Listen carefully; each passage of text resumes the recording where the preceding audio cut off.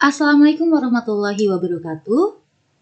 Hari ini kita akan melanjutkan pembahasan tryout ketiga TKA Matematika SD part kedua nomor 6. Baik teman-teman, di soal nomor ke-6 ini adalah kalimat matematika di mana bentuknya operasi hitung campuran. Nah, kalau ada soal seperti ini, harus kita lihat dulu operasi hitung yang derajatnya paling tinggi, yaitu yang pertama, kali dan bagi. Lalu yang kedua, tambah atau kurang. Tetapi nanti di sebelah kiri dulu. Berarti kita lihat yang pertama derajat yang paling tinggi adalah kali dan bagi.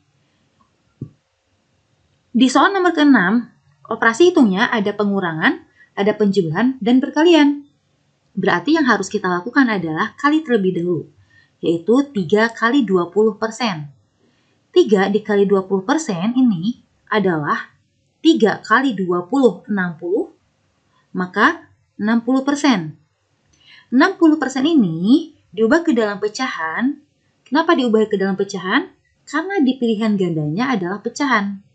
Jadi 60% ini diubah ke dalam pecahan sama juga 60/100. 60/100 disederhanakan, tinggal coret nolnya. 1, 1. Jadi 6/10. 6/10 masih bisa disederhanakan, yaitu dibagi angka 2. 6 dibagi 2 adalah 3. 10 dibagi 2 adalah 5. Jadi 3/5. Baru kita turunkan. Nah, ini turunkan. 12 dikurangi 4/5 ditambah 3/5. Setelah itu baru dari sebelah kiri dulu, ya. Di sebelah kiri yaitu 12 dikurangi 4/5 tambah 3/5. Karena pengurangan dan penjumlahan itu sederajat, maka kita gunakan dari sebelah kiri dulu aja, yaitu pengurangan. 12 ini jika diubah ke dalam bilangan pecahan, yaitu sama juga dengan 12/1. Oke, setelah itu baru 12/1 dikurangi 4/5. 1/1 dulu ya, supaya lebih memudahkan. 12/1 dikurangi 4/5. Ibu tarik ke sini ya. Nih, Ibu tarik ke sini. 12/1 dikurang 4/5. Gunakan cara kupu-kupu ya. Kenapa? Supaya lebih cepat. Cara kupu-kupunya yaitu dikali silang. 12 dikali 5 adalah 60. Kemudian ditulis kembali pengurangannya. Lalu 4 dikali 1 adalah 4. Lalu 1 dikali 5 adalah 5. 60 dikurangi 4 adalah 56/5. Nah, 56/5. Ini sudah selesai yang ini ya. Baru sisanya ditambah 3/5. Nah, tambah 3/5. Kita taruh di bawah ya. Untuk penyelesaiannya. 56/5 ditambah 3/5. Coba teman-teman lihat, jika penyebutnya sama, maka itu tinggal ditambah. Ini bagi penjumlahan dan pengurangan ya. Jika penyebutnya sama, maka tinggal dijumlahkan, yaitu 56 ditambah 3, 59/5. Oke. Ada nggak 59/5? Tidak ada. Karena di pilihan ganda ini adalah pecahan campuran. Maka 59/5 ini kita ubah ke dalam bentuk pecahan campuran. Bagaimana cara merubah ke dalam bentuk pecahan campuran? Yaitu seperti ini. 59 dibagi 5. 5 bagi 5, 1. 1 kali 5, 5. Kurang. 9 turun. 9 dibagi 5 adalah 1. 1 kali 5 adalah 5. Dikurangi 4. Nah, oke. Dibaginya itu adalah penyebut ya. Kemudian hasil bagi itu bilangan asli yang di depan, serta sisanya adalah pembilang. Jadi jawabannya adalah 11/4/5, yaitu B. Lanjut soal ke nomor 7. Nah, soal nomor 7 ini, teman-teman semua, kita harus mengetahui dulu bagaimana analisis dari soal cerita ini. Langkah pertama, langsung baca pernyataan agar kita mengetahui apa dulu yang harus kita lakukan. Setelah itu baru dibaca soal, ya. Pernyataannya, tim pengembang memerlukan total 16 kuintal pupuk organik untuk seluruh area taman. Kemudian untuk menata setengah petak area, tim pengembang memerlukan 1/10 kuintal bibit rumput. Lalu yang ketiga, total batu kerikil hias yang dibutuhkan untuk 40 petak area adalah 55 kuintal. Nah, pertama, kita analisis dulu soal ceritanya. Sebuah tim pengembang sedang menata taman kota seluas 40 petak area. Setiap petak area membutuhkan bahan penunjang yaitu 2/5 kuintal pupuk organik, 1/4 kuintal bibit rumput, dan 1/38 kuintal batu kerikil hias. Berarti artinya adalah seperti ini. Nah, artinya untuk tim pengembang itu kan menata seluas 40 petak area. Nah, sedangkan satu petak area itu ia memerlukan beberapa bahan penunjang, yaitu 2/5 kuintal pupuk organik, pupuk ya. Kemudian satu petak area itu memerlukan 1/4 kuintal bibit rumput ya. Rumput aja ya ini. Bibit rumput, kita singkat aja. Kemudian memerlukan 3/8 kuintal batu kerikil ya. Nah, batu kerikil. Pernyataan pertama, tim pengembang memerlukan 16 kuintal pupuk organik. Berarti kita cari pupuk organik untuk seluruh area taman. Pupuk organik di sini 2/5 ya. Nah, pupuk organik di sini 2/5. Karena diminta seluruh area, maka seluruh itu kan 40 petak. 40 dikali 2/5 ya. 2 dikali 40 dibagi 5. 2 dikali 40, 80 dibagi 5. 16. Atau cara cepatnya seperti ini ya. Oke. Ibu catat sini ya di pinggirnya ya. Nih. Yaitu 2/5 dikali 40. Nah, seperti itu ya. Maka kita gunakan sistem coret jika bisa dibagi. 2 dengan 40, ada yang bisa dibagi 5 nggak? Ada, yaitu 40. 40 dibagi 5 adalah 8. 2 kali 8 adalah 16. Berarti pernyataan pertama benar.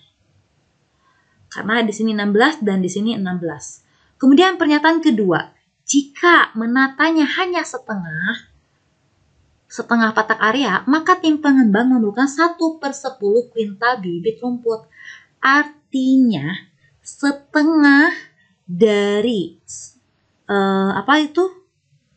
dari kuintal rumput 1/10 bukan kayak gitu ya. Berarti setengah dari 1/4 atau dengan kata lain setengah dari 1/4 adalah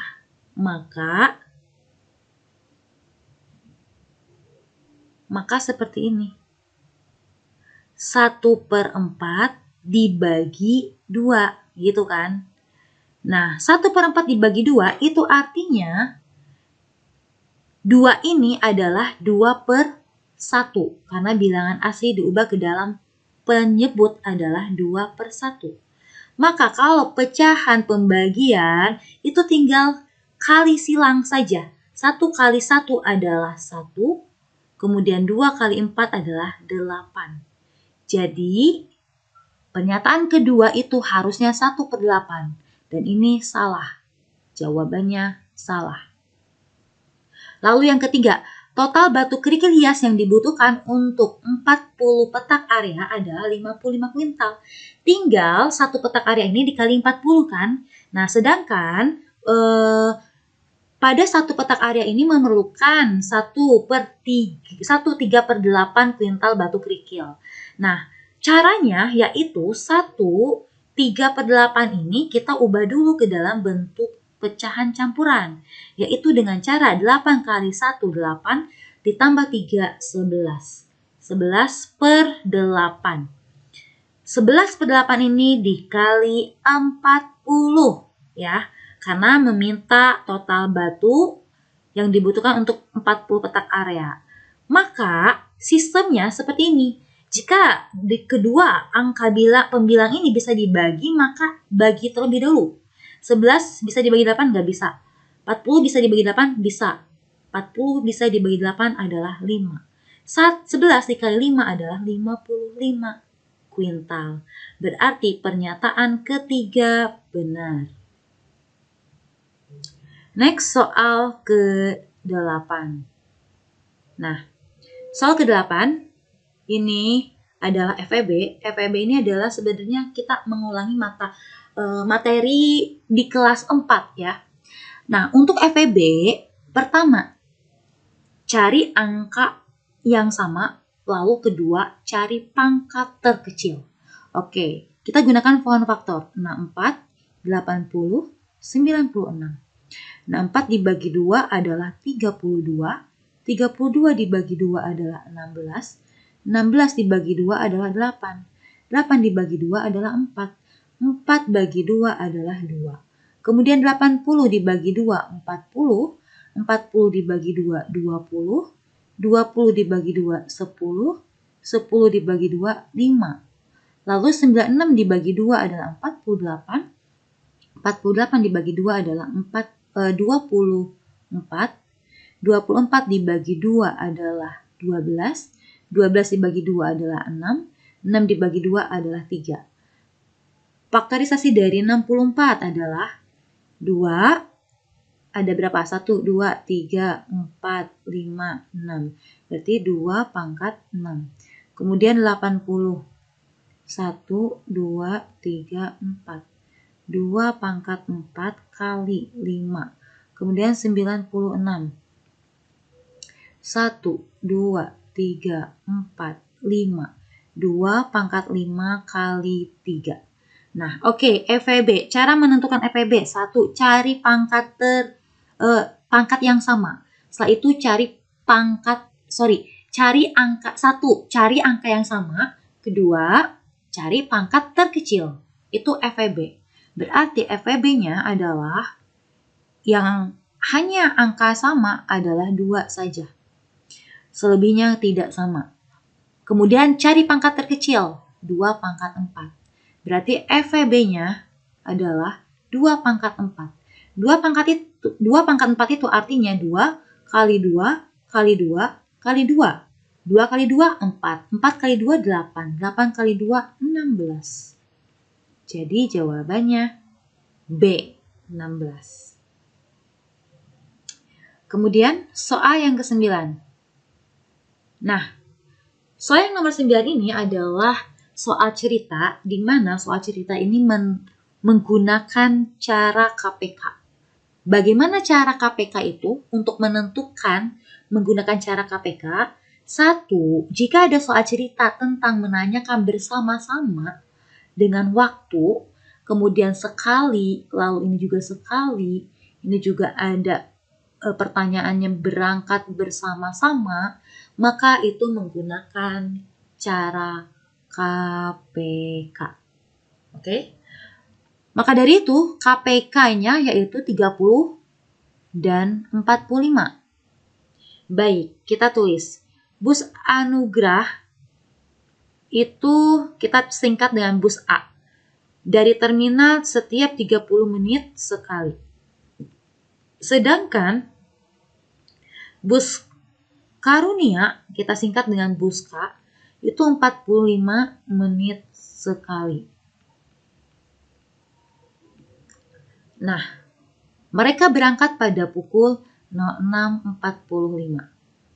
Baru kita tentukan saja KPK dari 30 dan 45 adalah 30 dan 45. 30 bagi 2, 15 bagi 3, 5. Kemudian 45 bagi 3, 15. 15 bagi 3, 5. Faktorisasi dari 30 dan 45 sama dengan 2, 3, 5. 2 kali 3 kali 5. Kemudian 45, 3, 3, 5. 3 pangkat 2 kali 5. Nah, untuk mengerjakan KPK, 1, jika ada angka yang sama, maka cari pangkat terbesar. Setelah itu dikalikan semua. KPK ini kebalikan dari FVB. Ya. Berarti KPK-nya adalah, nih, 2 ada nggak? Nggak ada, kita tulis kembali 2. Kemudian 3, ini ada 3, mana yang pangkat yang paling besar? 3 pangkat 2, kemudian ini 1 aja, tulis 5. 2 kali 3 pangkat 2 kali 5. 3 pangkat 2 itu kan 9. Jadi 2 kali 9, 18. Dikali 5 adalah 90. Berarti KPK-nya 90. Maka kita cek nih. Pada setiap pernyataan. Pernyataan kedua nih. Kedua bus akan berangkat bersama-sama kembali setiap 90 menit sekali. Betul. Karena di sini 90. Kemudian berikutnya pernyataan pertama. Pada pukul 12.15 hanya bus Anugerah Jaya yang berangkat dari terminal. Berarti kita hitung ya. Nih, pada pukul 12.15 hanya bus Anugerah Jaya yang berangkat dari terminal. Benar nggak sih hanya bus Anugerah Jaya? Bagaimana cara ngitungnya? Kita hitung satu persatu ya di sini. Bus Anugerah Jaya itu dia berangkatnya 30 menit sekali. 06.45. Kita taruh di sini bus A ya. Dan di sini adalah bus K. Bus K itu bus Karunia. 6.45 ke 30 menit berarti 07. Jadi jam 6.45. 30 menit kemudian jam berapa gitu kan? Berarti 07.15. Kemudian 30 menit berikutnya adalah 07.45. 30 menit berikutnya adalah 08.15. 30 berikutnya adalah 08.45. Nah, ini udah ketahuan polanya ya. Lalu kita coba bandingkan dengan Buska. Buska setiap berangkatnya 45 menit sekali.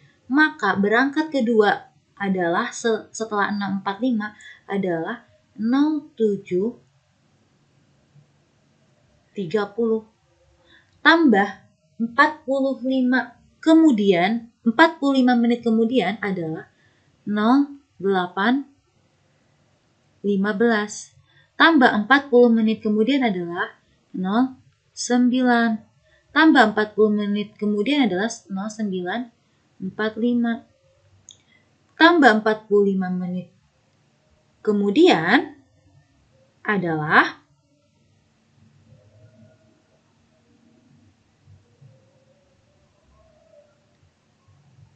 10.30.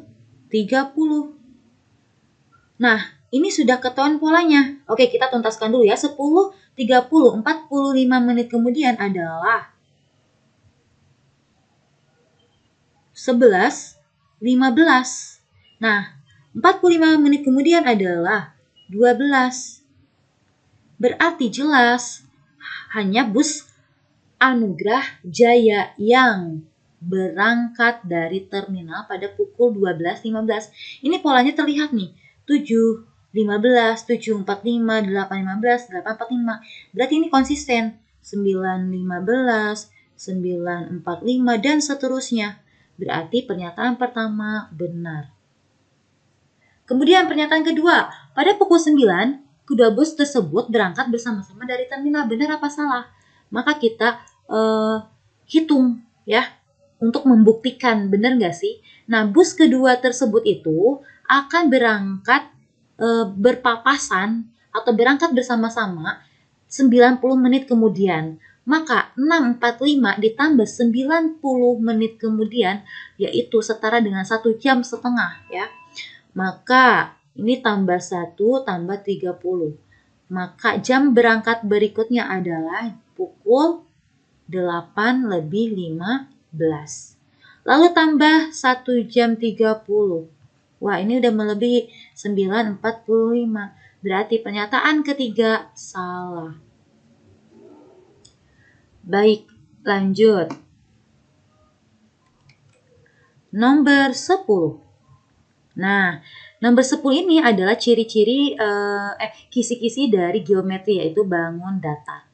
Nah, untuk nomor 10 itu caranya kita tinggal membaca aja dan membandingkan apakah atau membedakan apakah itu termasuk segitiga sama sisi atau sama kaki atau siku-siku atau sembarang.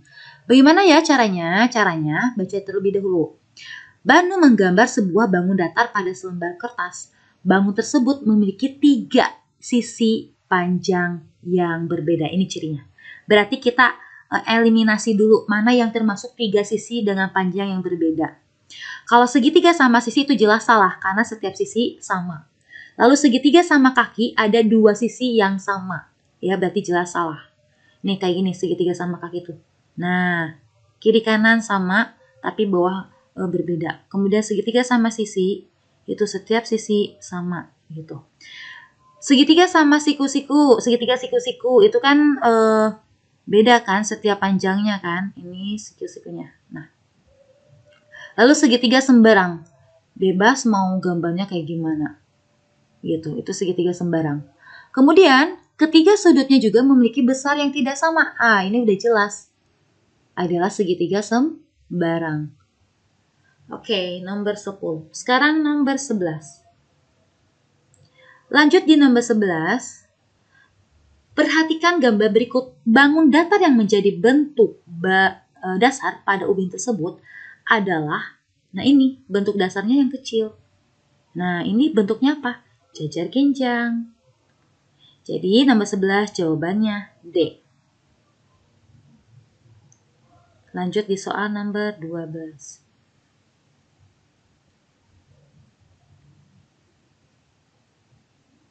Soal nomor 12, sebuah dadu standar jatuh ke lantai dan menunjukkan angka 2 di bagian atas. Sisi yang menyentuh meja tidak terlihat, sedangkan pasangan sisi berlawanan pada dadu tersebut. Nah, teman-teman, untuk sebuah dadu itu ada kata kunci ya. Sisi dua sisi yang berlawanan jika ditambah itu hasilnya harus 7.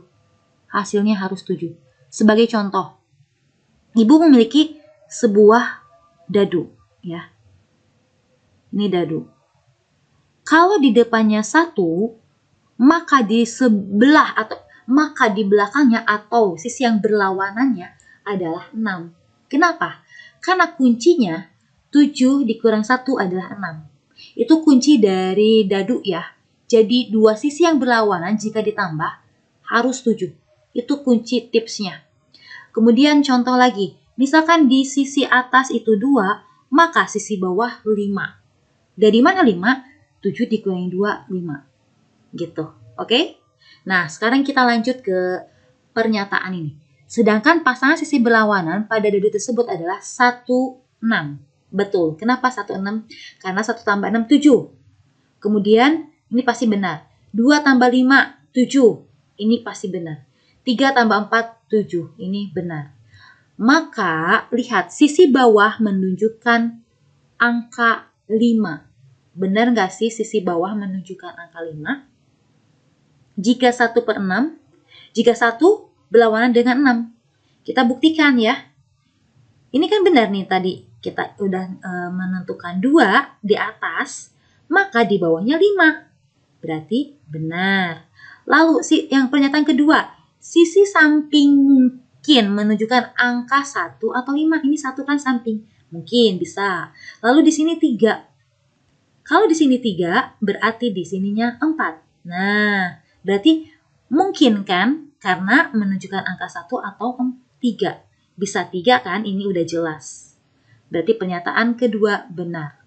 Lalu pernyataan ketiga, angka 4 tidak mungkin berada di sisi samping. Angka 4 tidak mungkin berada di sisi samping. Kalau misalkan di sini, sisi bawah menunjukkan angka 5, berarti ini di atas 2 kan? Oke, kita perbesar dulu ya gambarnya supaya jelas. Ini terlalu kecil. Nah, kita besarkan. Ini kan sebuah dadu.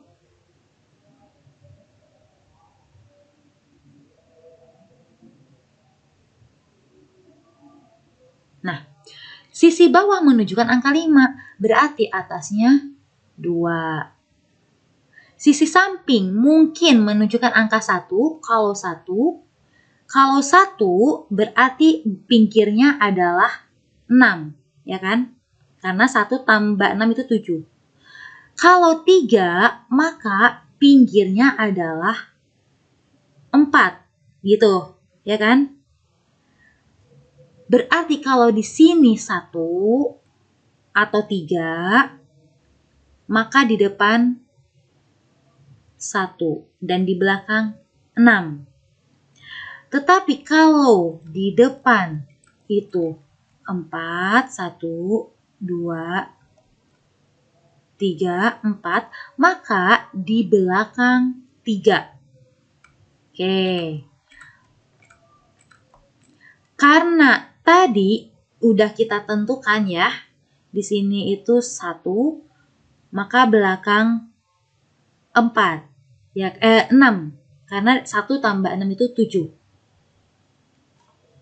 Dan di sini adalah 3. Kalau di sini 3, maka di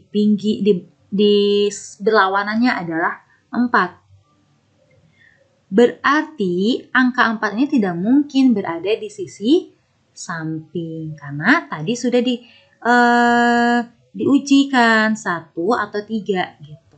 Ya. Jadi kunci dari soal dadu itu, jika dua sisi yang berlawanan ditambah, maka harus 7. Lanjut di soal nomor 13. Nah, di soal nomor 13 ini, Dara memiliki kain sepanjang 4,5 meter, sedangkan Parah memiliki kain sepanjang 300 cm. Kedua anak tersebut berencana akan membuat kemeja yang masing-masing membutuhkan 1,5 meter. Berapakah jumlah panjang kain yang tersisa dari keduanya? Maka ini tinggal dikurangi saja ya. Dara ini memiliki kain 4,5 meter. Sedangkan ia ingin menggunakan kainnya untuk kemeja, yaitu 1,5 meter. 4,5 dikurangi 1,5 adalah 3 meter. Lalu Parah memiliki kain sepanjang 300 cm. 300 cm ini kita ubah ke dalam meter. Masih ingat kan cara mengubahnya? Nih, kayak gini. Satuan panjang ya. 1 kilometer, 2 hektometer, 3 dam, 4 meter, 5 desimeter, 6 cm, dan 7 mm. Nah, 300 cm. 300 cm itu kan ada di bawah ya. Ke meter itu naik 3 tangga. Naik 2 tangga, 2. Maka kalau naik itu dibagi. Karena naik 2 tangga, maka dibagi 100. Jadi 300 dibagi 100, sistem coret. Coret, coret, coret. 3 bagi 1 adalah 3.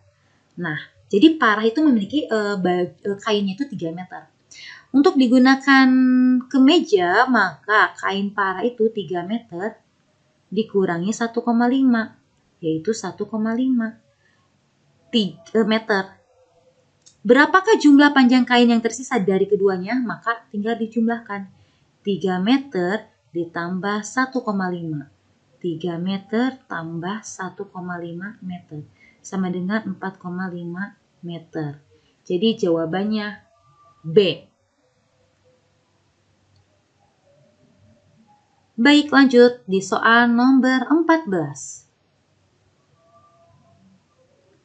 Soal nomor 14, perhatikan data jarak rute MRT kota berikut. Jarak stasiun pusat ke stasiun utara adalah 2,4 km. Jarak stasiun utara ke stasiun timur adalah 650 meter. Jarak stasiun pusat ke stasiun selatan adalah 30 meter. Berdasarkan data tersebut, tentukan benar atau salah untuk setiap pernyataan berikut. Nah, pernyataan pertama, jarak dari stasiun utara ke stasiun selatan. Jadi teman-teman, kalau untuk menyelesaikan soal ini tuh jangan keliru ya. Kita langsung berkaitkan dengan kehidupan sehari-hari ya. Kalau naik kereta MRT itu kan bolak-balik gitu, maka misalkan dari utara ke selatan, maka bisa dari selatan ke utara gitu, jadi dibulak-balik. Oke, kita lanjut. Pernyataan pertama, jarak dari stasiun utara ke stasiun selatan.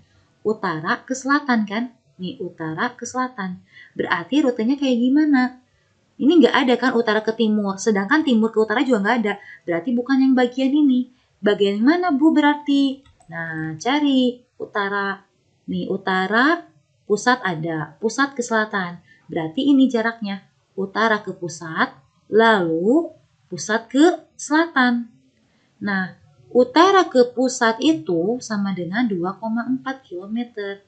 Lalu pusat ke selatan itu sama dengan 30 hektometer. Nah, pernyataan pertama itu diubah ke dalam meter, maka 2,4 km ke meter itu kan dikali 1000. 2,4 km diubah ke dalam meter, yaitu dikali 1000. 2,4 dikali 1000 adalah 2400. 30 hektometer ke meter dikali 100. 30 dikali 100 adalah 3000 meter. 2400 ditambah 3000 adalah 5400 meter. Jadi pernyataan pertama salah. Kemudian pernyataan kedua. Jika Rina naik dari stasiun timur dan turun di stasiun pusat, maka jarak yang ditempuh adalah, maka dari timur dulu nih ke pusat. Dia mintanya dari timur terus ke pusat. Berarti kita cari dulu nih tim yang ke pusat apa saja. Oh, ada nih timur ke utara, lalu utara ke pusat. Berarti pernyataan kedua adalah timur ke utara itu 650 meter. Lalu di sini utara ke pusat. Utara ke pusat itu adalah